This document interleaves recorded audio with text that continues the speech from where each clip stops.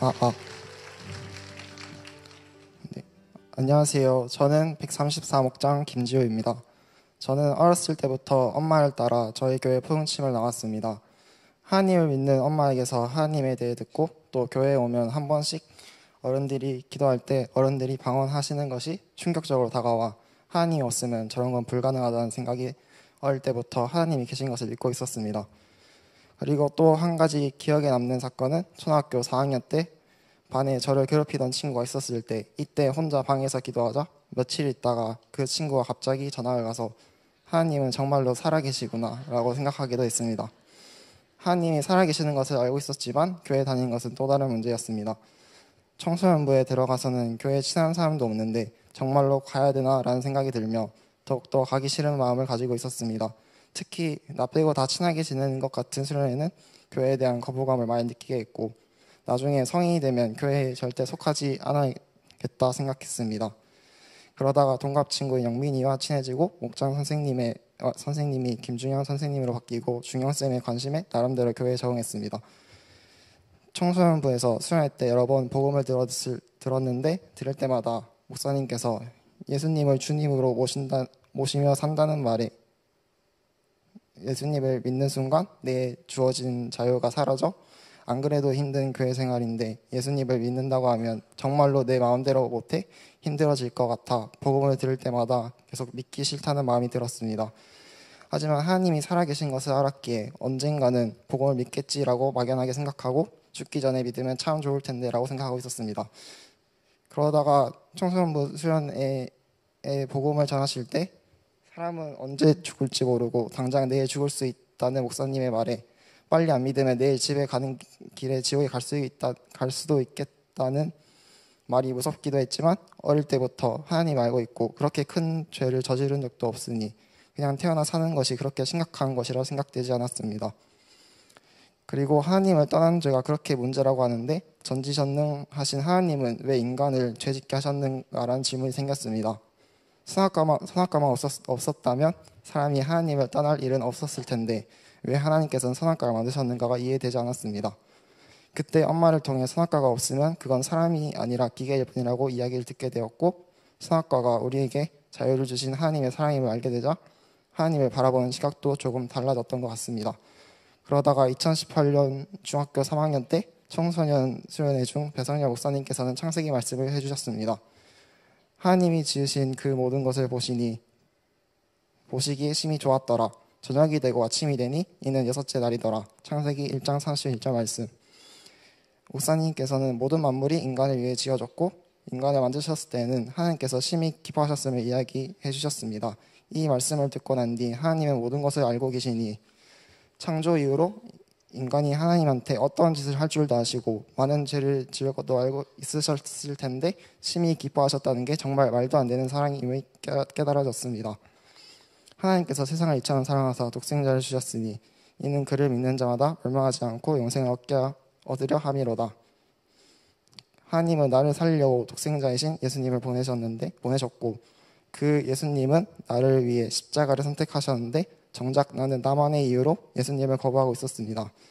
이런 내 모습을 보게 되자 나를 죽기까지 사랑하신 예수님께 이러면 안 된다는 생각이 들었습니다. 그래서 이제 예수님을 더 이상 무시하지 않아야겠다는 마음이 들어 결단하게 되었습니다. 하지만 어릴 때부터 하나님을 알고 있었기 때문에 저는 하나님과 아예 상관없는 삶을 산 건 아니라고 생각했습니다. 그래서 죄인이라는 사실은 인정되었지만 성경에서 말하는 죽을 만큼 심각한 죄인이라는 것은 크게 와닿지 않았던 것 같습니다. 결단한 이유 중영쌤은 양육때 예수님을 믿으면 신앙이 바로 완성되는 게 아니라 신앙이 시작되는 것을 되뇌어 주셨고 지속적인 하나님과 관계에서 신앙은 잘하는 것이라고 말씀해 주셨습니다. 그래서 일단 삶에서 기도회나 큐티 같은 경건들을 유지하기로 마음먹게 되었습니다.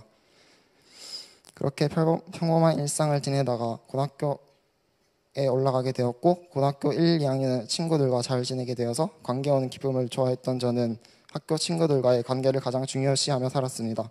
하지만 3학년이 올라가면서 반 친구들과 사이가 틀어지게 되고 시간이 갈수록 내 안에 옛날부터 자리 잡고 있던 관계에 대한 부담감이 커지게 되었습니다.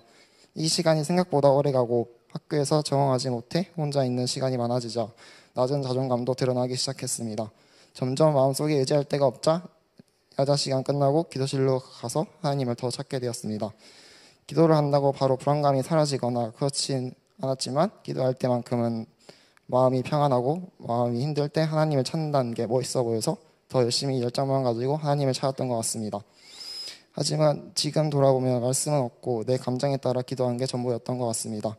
그래도 하나님은 이 과정 속에서 원주쌤과 양육하게 하시고 조금씩 배우고 오히려 학교보다 교회에 더 속하게 했지만 스스로 기도하는 사람이라면서 제 의밖에 없는 제 마음대로의 신앙도 커졌던 것 같습니다. 그렇게 청소년부에 134목장을 올라가게 되었고 학교를 대구로 가게 되었습니다. 대학교에 가서 주일마다 내려와야겠다고 생각했는데 막상 주일마다 교회 때문에 포항에 내려간다는 게 친구들에게 이상하게 보일까 걱정이 되기도 했는데 은국이 형이 주성이 형도 대구에 있으니 같이 내려오면 되겠다고 말해주었고 그렇게 금요일에 주성이 형이랑 기차를 타고 포항으로 내려오는 건 당연한 일이 되었습니다.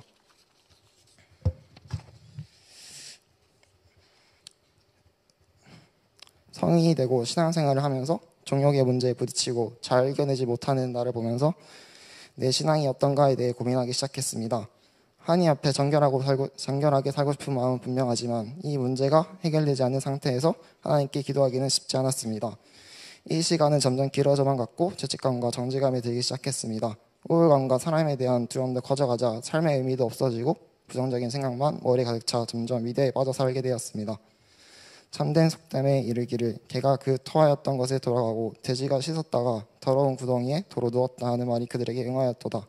베드로후서 2장 22절 말씀. 아멘.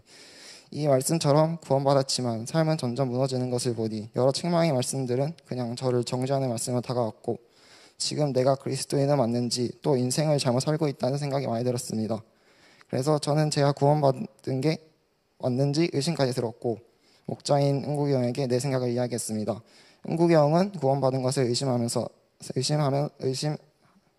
살아가면 나중에 또 똑같은 문제에 처음부터 다시 시작해야 될 수 있기 때문에 구원에 대해서 다시 생각해보며 구원에 대한 확신을 가져야 된다고 말씀해 주셨습니다.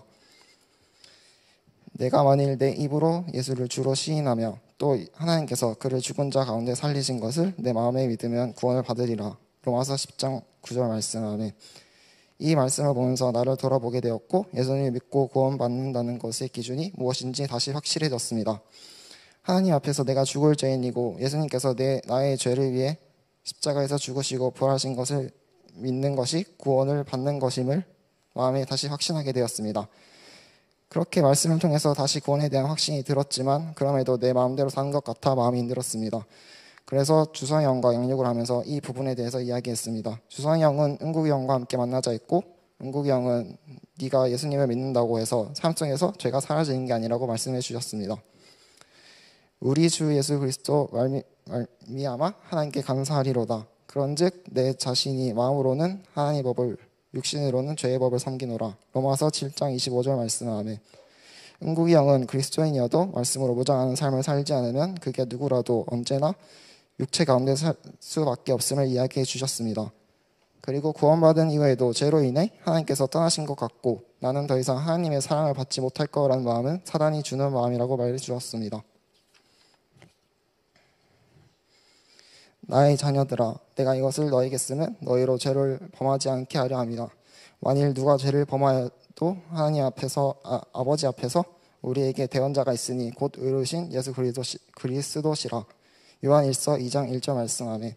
죄로 인해 넘어진다고 구원을 가져가시는 하나님이 아니라 내가 죄를 지을 줄 알지만 그럼에도 나를 사랑하셔서 십자가에서 나를 위해 피 흘리신 하나님의 사랑에 대해서 말씀해 주셨습니다. 그러니 사단이 주는 마음을 붙잡는 게 아니라